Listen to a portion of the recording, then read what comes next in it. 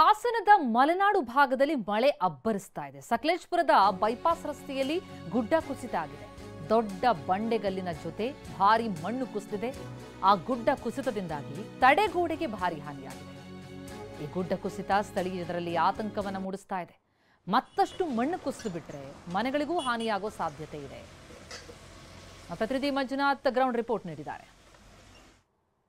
ಹಾಸನ ಜಿಲ್ಲೆಯ ಮಲೆನಾಡು ಭಾಗದಲ್ಲಿ ಕಳೆದ 4 ದಿನಗಳಿಂದ ಸುರಿತಿರ್ತಕ್ಕಂಥ ಮಳೆಯ ಆರ್ಭಟ ಇವತ್ತು ಕೂಡ ಮುಂದುವರೆದಿದೆ.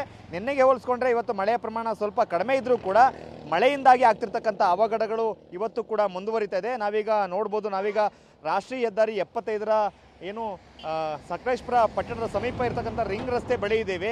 ಇಲ್ಲಿ ಈಗ ಒಂದು ಗುಡ್ಡದ ಮಣ್ಣು ರಸ್ತೆಗೆ ಕುಸಿದು ಬಿದ್ದಿರ್ತಕ್ಕಂಥದ್ದು. ಸೊ ಮೇಲ್ಭಾಗದಲ್ಲಿ ಸಾಕಷ್ಟು ಮನೆಗಳು ಕೂಡ ಇದ್ದಾವೆ.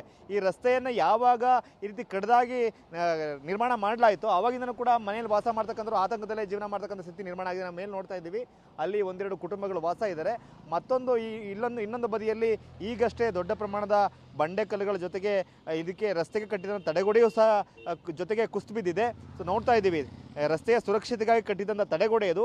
ಆ ತಡೆಗೋಡೆಯನ್ನು ಮುರ್ಕೊಂಡು ಕೆಳಗಡೆಗೆ ಮಣ್ಣು ಜಾರಿದೆ, ಮತ್ತು ಆ ಮಣ್ಣಿನ ಜೊತೆ ಬಂಡೆ ಜಾರಿದೆ. ಅದ್ರ ಮೇಲ್ಭಾಗದಲ್ಲೂ ಕೂಡ ಒಂದು ಮನೆ ಇದೆ.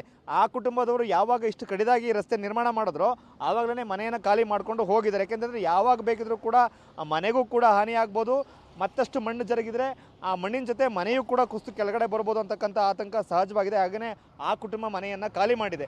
ಇದು ನಿರಂತರವಾಗಿ ಕಳೆದ 3-4 ವರ್ಷಗಳಿಂದ ಕಂಡು ಬರ್ತಿರ್ತಕ್ಕಂಥ ಚಿತ್ರಣ ಇದು. ಮಳೆ ಜಾಸ್ತಿ ಆಗುತ್ತೆ, ಜಾಸ್ತಿ ಆದಾಗ ಸಹಜವಾಗಿಯೇ ಶೀತ ಜಾಸ್ತಿಯಾಗಿ ಈ ರೀತಿಯಾಗಿ ಮಣ್ಣು ಕೆಳಗಡೆ ಕುಸಿದು ಬರ್ತಕ್ಕಂಥದ್ದು ಆಗ್ತಾ ಇದೆ. ಸೊ ಅದೃಷ್ಟವಶಾತ್ ಏನು ಅಂತ ಹೇಳಿದ್ರೆ ಇದು ಚತುಷ್ಪಥ ರಸ್ತೆ.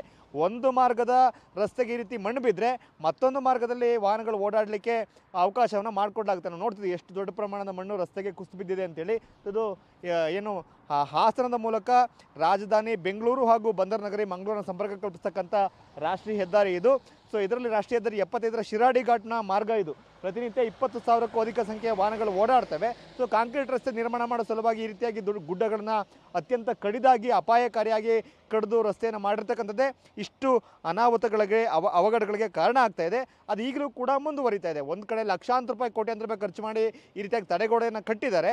ಸೊ ಆ ತಡೆಗೋಡೆಗಳು ಆ ಮಣ್ಣಿನ ಜೊತೆಗೆ ಕುಸಿದು ಬಂದು ಈಗ ಒಂದು ಕಡೆ ದೊಡ್ಡ ಪ್ರಮಾಣದ ಹಣವೂ ಕೂಡ ನಷ್ಟ ಆಗ್ತಾ ಇದೆ, ಮತ್ತೊಂದು ಕಡೆ ಜನರಿಗೆ ಆತಂಕ ಕೂಡ ಸೃಷ್ಟಿ ಆಗ್ತಾ ಇದೆ. ಸೊ ಮಳೆ ಹೆಚ್ಚಾದಂತೆಲ್ಲ ಈ ರೀತಿಯಾಗಿರ್ತಕ್ಕಂಥ ಅವಘಡಗಳ ಸರಣಿ ಮುಂದುವರಿತಾ ಇದೆ. ಇವತ್ತು ಕೂಡ ಮಳೆಯ ಪ್ರಮಾಣ ಸ್ವಲ್ಪ ಕಡಿಮೆ ಇದ್ರೂ ಕೂಡ ಮಳೆ ಬರ್ತಾನೆ ಇದೆ. ಅದರಿಂದಾಗಿ ಶೀತ ಜಾಸ್ತಿಯಾಗಿ ರಸ್ತೆ ಎಡಬದಿಗಳಲ್ಲಿ ಈ ರೀತಿಯಾಗಿರ್ತಕ್ಕಂಥ ಗುಡ್ಡ ಕುಸಿತ ಪ್ರಕರಣಗಳು ಆಗ್ತಾ ಇದೆ.